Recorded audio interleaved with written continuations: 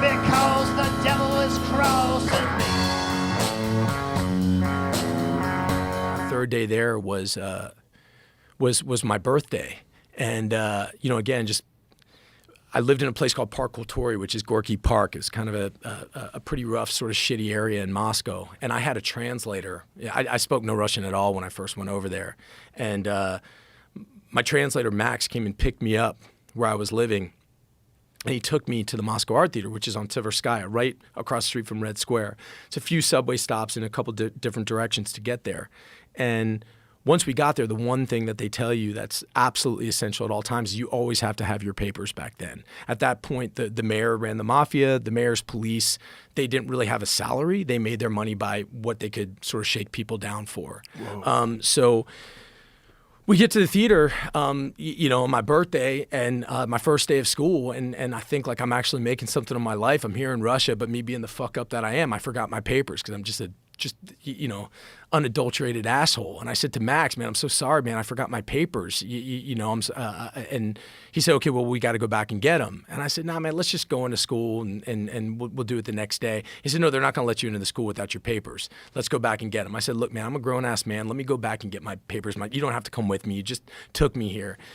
So I convinced him to let me go by myself. And then again, me being the asshole that I am, and everything's in Cyrillic, I couldn't read anything. I got completely fucking lost, and I just had no idea where I was. I'm 3 days in Russia.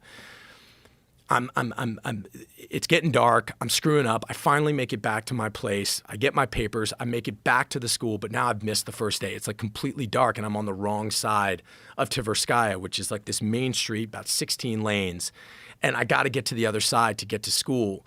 And I just start kind of like Frogger. I'm like dodging cars like a total asshole. And like I can't get to the other side. As soon as I get to the other side, boom, AK-47s in my face. Russian police are right there. They get me for crossing. You're supposed to cross below. I didn't know that. They're yelling at me in Russian. I give them, 20 rubles. They let me go. And I'm just such an asshole. It's my birthday. I've missed my first day. I don't know what the fuck I'm doing. And so I do what any good American would do. I go and treat myself to a meal at McDonald's, right? So I go and I get myself some McDonald's. Happy birthday to me. You're a fuck up, right? Then I'm going back that night, and I'm back in Park Kultury, and I'm walking down this street. I'm all by myself. It's pitch black out. It's cold as fuck. And I'm walking down the street, and this Mercedes pulls up in front of me, and these two guys get out of the front seat, and they reach into the back seat, and they grab something out, and I see it's this woman with beautiful red hair, and she's in like a beautiful cocktail dress.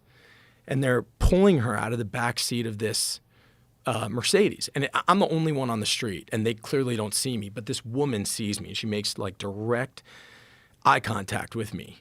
And they're pulling her out of the side. They're pulling her out of the back seat. She's not fighting them, but she's not helping them either. She's just like completely limp and just being dragged. And they take her over to this building, and they just start like opening her head up against the side of this building. They just start smashing her head. So I like forgot where I was, and like I ran at this guy, and I grabbed him, and in English, I'm like, man, what the fuck are you doing? What are you doing? And he just pulled out a gun. He just put it like right to my forehead, and he said in English, he's like, go away, like that. And Joe, I knew like in an instant, man. I knew in an instant that like it was like I was a bug. Like I was a bug. Like that was a different. I'd seen guns before. I'd seen stuff before. I just knew that this was a completely different level. And so I walked away listening to that, to what they were doing. And it was like day 3.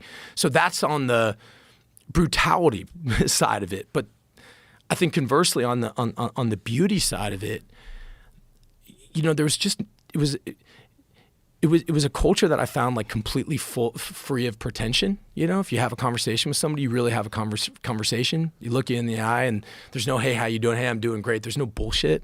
It wouldn't be strange or weird to have somebody break down in tears in your first meeting and talking to them, and not because they're sort of like emotionally fragile or weak, but because they're just so honest and in the moment.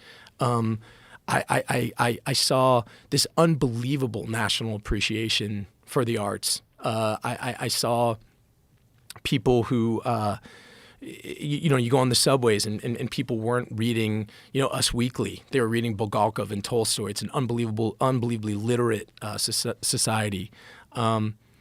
Yeah, I don't know, man. I'm so grateful for my time there, and it really, Alma and that place really saved my life.